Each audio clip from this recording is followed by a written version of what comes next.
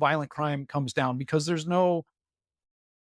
nothing driving it, right? And so, one of the things that abolitionists like Mariam Kaba talks about is we spend so much money on police. Like in LA, just with LAPD and the sheriff's department, it's like $7+ billion a year. And keeps going up. And that doesn't include all the smaller municipalities. New York NYPD, I think, is like 11 billion or something a Mm. year.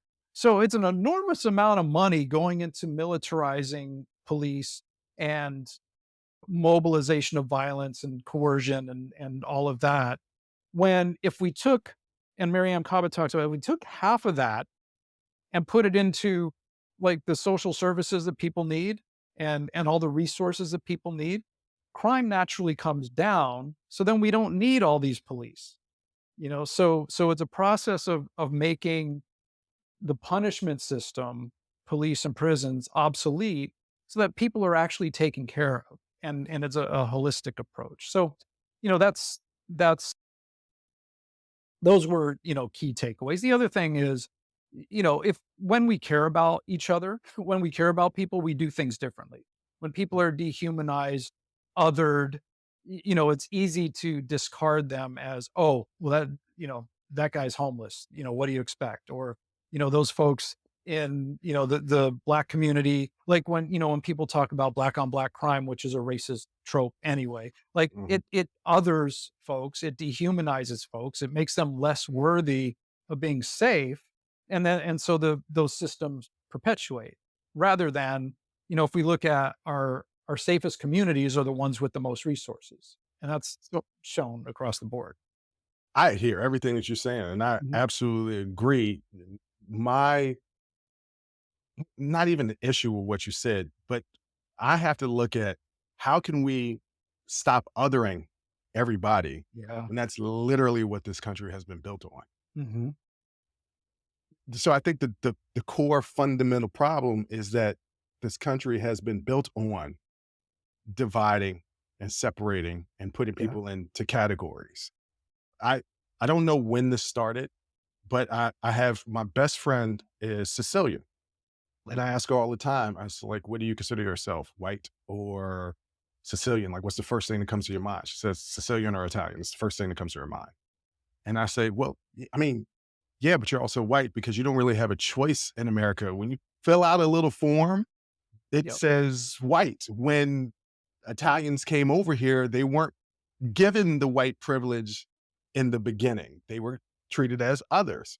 So, like, people of color will never, they can be adjacent to white privilege, depending on circumstances, but Mhm. they can never gain that type of privilege. So people of color will always kind of be othered in this country.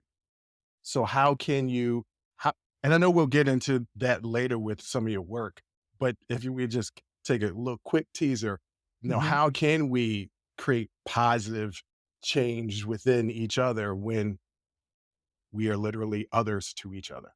Yeah. Yeah. I mean, that's my daily, the daily question that I wake up with is Right. how do we move the needle? And it's, especially after 2020, in addition to, Black Lives Matter and how those protests were demonized, right? And how the media, which they always do this when, like George Floyd was murdered, it was, oh, well, he was on drugs or he did this or he did, the character assassination part. But there was also the stuff with COVID and, people othering people who were wearing masks or got vaccines or didn't get vaccines or, all of that. It is ingrained in us and it really is.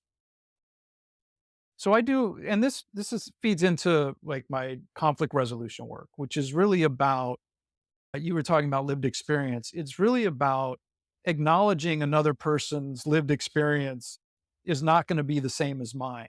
And so if I care enough and I'm willing enough to see the world through your eyes for even a moment, like it creates connection, right? And it reduces the effects of othering and things like that. And so it's really a process. It is about doing not just anti-racism work, but decolonization work and being willing to say, okay, I have these biases. Most of them are unconscious.